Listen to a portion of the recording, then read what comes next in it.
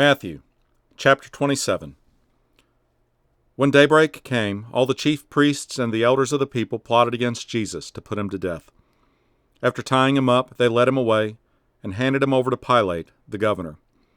Then Judas, his betrayer, seeing that Jesus had been condemned, was full of remorse and returned the 30 pieces of silver to the chief priests and elders. "I have sinned by betraying innocent blood," he said. "What's that to us?" they said. "See to it yourself." So he threw the silver into the temple and departed. Then he went and hanged himself. The chief priests took the silver and said, "It's not permitted to put it into the temple treasury, since it is blood money." They conferred together and bought the potter's field with it as a burial place for foreigners.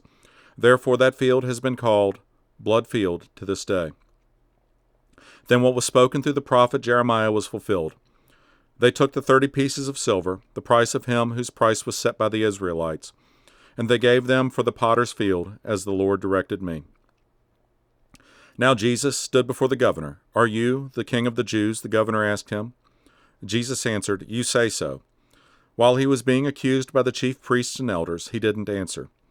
Then Pilate said to him, "Don't you hear how much they are testifying against you?" But he didn't answer him on even one charge, so that the governor was quite amazed. At the festival, the governor's custom was to release to the crowd a prisoner they wanted. At that time, they had a notorious prisoner called Barabbas. So when they had gathered together, Pilate said to them, "Who is it you want me to release for you, Barabbas or Jesus, who is called Christ?" For he knew it was because of envy that they had handed him over. While he was sitting on the judge's bench, his wife sent word to him, "Have nothing to do with that righteous man, for today I've suffered terribly in a dream because of him." The chief priests and the elders, however, persuaded the crowds to ask for Barabbas and to execute Jesus. The governor asked them, "Which of the two do you want me to release for you?" "Barabbas," they answered. Pilate asked them, "What should I do then with Jesus, who is called Christ?" They all answered, "Crucify him." Then he said, "Why? What has he done wrong?" But they kept shouting all the more, "Crucify him."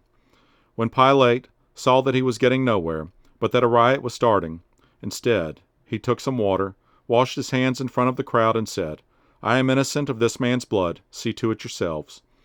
All the people answered, "His blood be on us and on our children." Then he released Barabbas to them, and, after having Jesus flogged, handed him over to be crucified. Then the governor's soldiers took Jesus into the governor's residence and gathered the whole company around him. They stripped him and dressed him in a scarlet robe.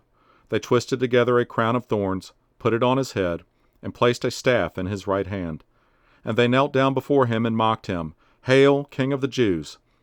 Then they spat on him, took the staff, and kept hitting him on the head.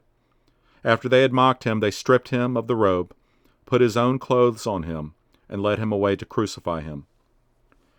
As they were going out, they found a Cyrenian man named Simon.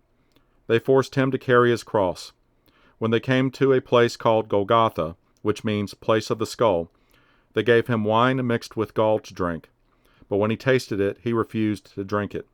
After crucifying him, they divided his clothes by casting lots.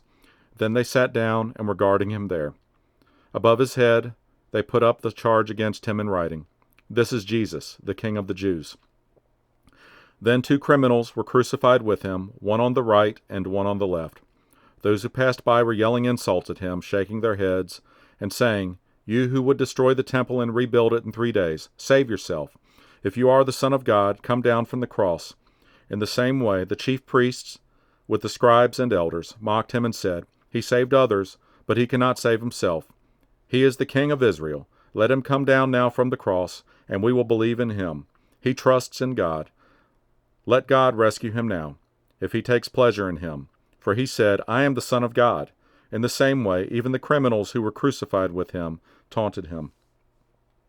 From noon until 3 in the afternoon, darkness came over the whole land. About 3 in the afternoon, Jesus cried out with a loud voice, "Ele, Ele, lema sabachthani," that is, my God, why have you abandoned me?" When some of those standing there heard this, they said, "He's calling for Elijah."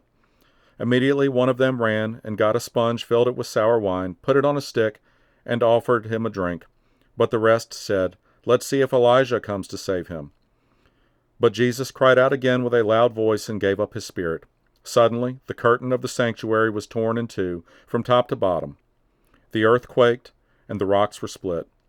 The tombs were also opened, and many bodies of the saints who had fallen asleep were raised. And they came out of the tombs after his resurrection, entered the holy city, and appeared to many.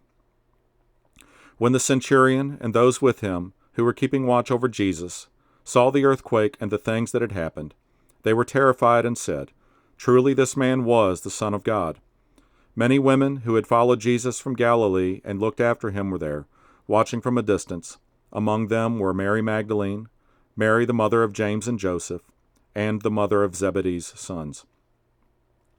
When it was evening, a rich man from Arimathea named Joseph came, who himself had also become a disciple of Jesus. He approached Pilate and asked for Jesus' body. Then Pilate ordered that it be released. So Joseph took the body, wrapped it in clean, fine linen, and placed it in his new tomb, which he had cut into the rock. He left after rolling a great stone against the entrance of the tomb. Mary Magdalene and the other Mary were seated there, facing the tomb. The next day, which followed the preparation day, the chief priests and the Pharisees gathered before Pilate and said, "Sir, we remember that while this deceiver was still alive, he said, 'After 3 days I will rise again.' So give orders that the tomb be made secure until the 3rd day. Otherwise, his disciples may come, steal him, and tell the people, 'He has been raised from the dead,' and the last deception will be worse than the first." "You have a guard of soldiers," Pilate told them. "Go and make it as secure as you know how." They went and secured the tomb by setting a seal on the stone and placing the guard.